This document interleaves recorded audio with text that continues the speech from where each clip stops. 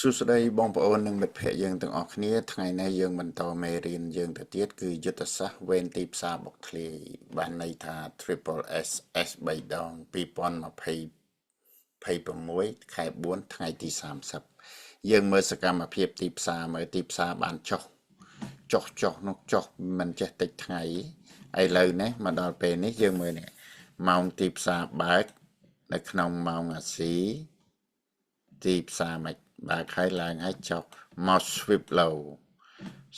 low ពីម៉ោងអាស៊ីបានដល់ម៉ោង London នេះម៉ោង London គឺវាត្រឡប់ឡើងមកដល់ហើយឥឡូវមកដល់ម៉ោង New York មកដល់ឥឡូវម៉ោង New York ពាក់កណ្ដាលថ្ងៃហើយវានៅបន្តត្រឡប់ចុះវិញតើថ្ងៃនេះយើងដាក់សំណួរមើលតើថ្ងៃនេះទីផ្សារចុះមក sweep ទៀតឬក៏បន្តទៅលើដូច្នេះសូមឲ្យបងប្អូនយើងទាំងអស់គ្នាតាមដានអំពីយុទ្ធសាស្ត្រវេនទីផ្សារបុកធ្លាយពេលណាដែលវា sweep low បានន័យថាម៉េចវានឹងបច្រាស់ទៅលើវិញឬក៏វាបន្តទៅដូច្នេះយើងត្រូវតែមានយុទ្ធសាស្ត្រចូលទីផ្សារនីមួយៗទៅតាមក្បួនទាំងអស់នេះហើយយើងយកវាទៅវឹកហាត់ទៅតាមវេនទីផ្សារនីមួយៗយើងចូលមួយ session នេះមកដល់នេះគឺយើងអាចចូលបានឬយើងមកបិទនៅត្រឹម session London ដូច្នេះយើងអាច trade បានតែយើងត្រូវវឹកហាត់វាឲ្យបាននេះហើយគឺយុទ្ធសាស្ត្រវេនទីផ្សារបុកធ្លាយយើងនឹងវឹកហាត់បន្តទៅទៀត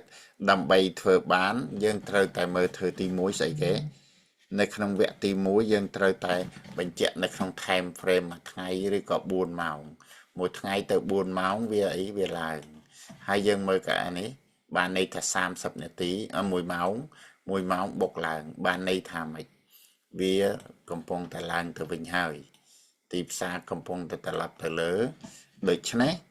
យើងអាចចាំមើលវាឬវាបន្តចុះឬក៏វាបន្តឡើងដូច្នេះយើងមិនអាចទស្សន៍ទាយបានទេយើងត្រូវតែមើលសកម្មភាពទីផ្សារពិតៗនៅក្នុងបច្ចុប្បន្ននេះឥឡូវនេះយើងទី2យើងធ្វើម៉េចយើងបញ្ជាក់ market time frame ទៀតបានន័យថា1ម៉ោងនេះនិងមួយថ្ងៃឬក៏4ម៉ោងយើងយកជា anchor chart ជាទិសដៅនៅទីផ្សារហើយទាំងអស់នេះគឺ5នាទី4ម៉ោង1ម៉ោងទីយើងមើលអញ្ចឹងដល់ពេលហ្នឹងយើងត្រឡប់មកឃើញទេយើងត្រឡប់ចែកជា session ចែកតាមវេនវាម៉ោងអាស៊ីម៉ោង London ម៉ោង New York អូខេឥឡូវមកដល់ពេលនេះ New York បានពាក់កណ្ដាលថ្ងៃហើយវានឹងបន្តទៅយ៉ាងម៉េចទៀតគឺយើងចាំមើលវាបន្តទៅទៀតដូច្នេះយើងយល់អំពីទិសដៅទីផ្សារយើងយល់អំពីវេនទីផ្សារដូច្នេះយើងអាចប្រើយុទ្ធសាស្ត្រទៅ trade នៅក្នុងទីផ្សារនឹងបានខ្លះហើយទី3យើងមើលអាស៊ី session ម៉ោងអាស៊ីនេះយ៉ាងម៉េចនេះគឺជារូបមន្តនៅក្នុងយុទ្ធសាស្ត្រវេនទីផ្សារបុកធ្លាយវាមាន9ចំណុចទី1គឺបញ្ជាក់គោលដៅបញ្ជាក់ទី2យើងមើល time frame កណ្ដាលបញ្ជាក់ទី3យើងមើលអាស៊ីម៉ោងអាស៊ីនឹងយ៉ាងម៉េចទី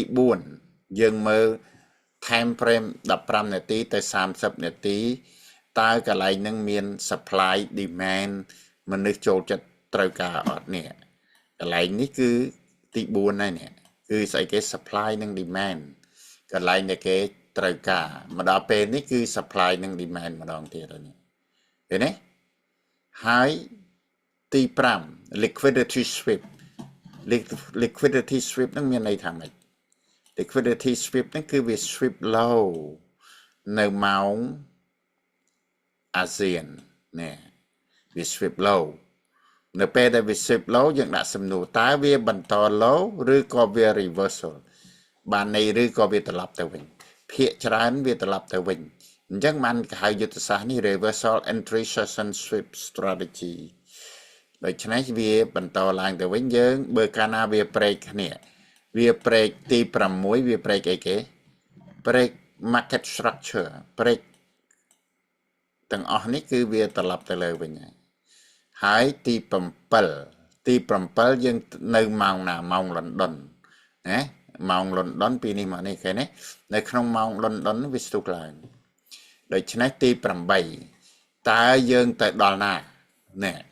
យាវាហួសម៉ោងលដុនវាចូលមកដល់ម៉ោងញូវយ៉កបានវាត្រឡប់មកវិញដូច្នេះបើសិនជាយើងមានសមត្ថភាពអាចចាប់យកឱកាសនេះបានយើងអាច trade មាសបានហើយទី9គឺយើងត្រូវប្រើយុទ្ធសាស្ត្រគ្រប់គ្រងអាហានិភ័យដូច្នេះបើយើងទៅចូលត្រូវហើយយើងអាចដាក់ trail stop រហូតដល់ឲ្យយើងបិទ position ឬក៏យើងមានយុទ្ធសាស្ត្រអ្វីផ្សេងទៀតដែលយកមកការពារលុយយើងនេះឲ្យបានយើងនឹងនិយាយបន្តទៅទៀតហើយថ្ងៃនេះយើងចង់និយាយអំពី trader បន្តទៅទៀត trader ទី1ពេលវេលាយើងត្រូវដឹងអំពីពេលមួយថ្ងៃមាន24ម៉ោងយើងចែកពេលវេលា trade ចែកពេលវេលាគេងធ្វើកិច្ចការអ្វីផ្សេងយើងមិនអាចនៅក្នុងទីផ្សារ24ម៉ោងបែបទេយើងនឹងគ្រោះថ្នាក់យើងនឹងបាត់បង់ទៅវិញដោយសារយើងមិនអាចគ្រប់គ្រងខ្លួនយើងបាន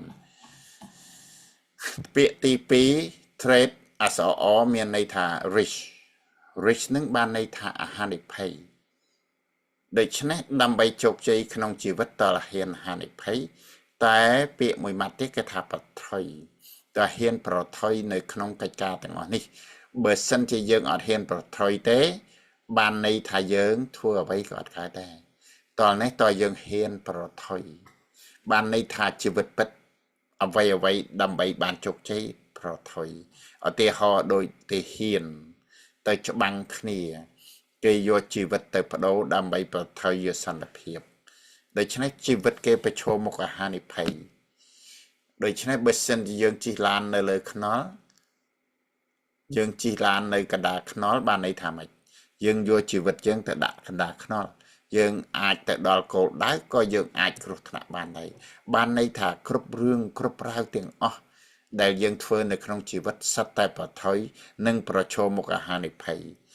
ដូច្នេះបើសិនជាយើងប្រឈមមុខនឹងហានិភ័យនៅក្នុងចិត្តសាស្ត្រយើងត្រូវតែកុំឲ្យខ្លាចកំភៃពីព្រោះវាត្រូវតែខុសវាត្រូវតែខូចវាត្រូវតែត្រូវតែនៅក្នុងការវឹកហាត់យូរទៅធ្វើឲ្យយើងបានច្បាស់ទៅដោយសារគោលដៅយើងដោយសារទស្សនវិស័យយើងដោយសារក្បួនយើងដោយសាររូបមន្តយើងដោយសារវិន័យយើងទាំងអស់ហ្នឹងហើយដោយសារការពិភាក្សាទាំងអស់ហ្នឹងឯងដែលធ្វើឲ្យយើងតស៊ូទៅមុខបានតាមពិតជីវិតយើងជួបអាហានិភ័យគ្រប់ពេលសូម្បីតែជិះយន្តហោះក៏មានអាហានិភ័យជិះឡានក៏ធ្វើអាហានិភ័យនេះគឺជាអាហានិភ័យនៅក្នុងផ្នែកហិរញ្ញវត្ថុបើសិនជាបងប្អូនមានសំណួរអ្វីមួយយើងដាក់ជាសំណួរសួរហើយយើងនឹងអាចពិភាក្សាគ្នាបន្តទៅទៀតបាននៅរឿងទាំងអស់នេះដូច្នេះមេរៀននេះយើងនឹងធ្វើខ្លីៗបន្តទៅទៀតតលតែបងប្អូនយើងយល់ទាំងអស់នេះហើយវឹកហាត់ធ្វើបានទៅទៀតដូច្នេះសូមអរគុណជម្រាបលាបាយបាយ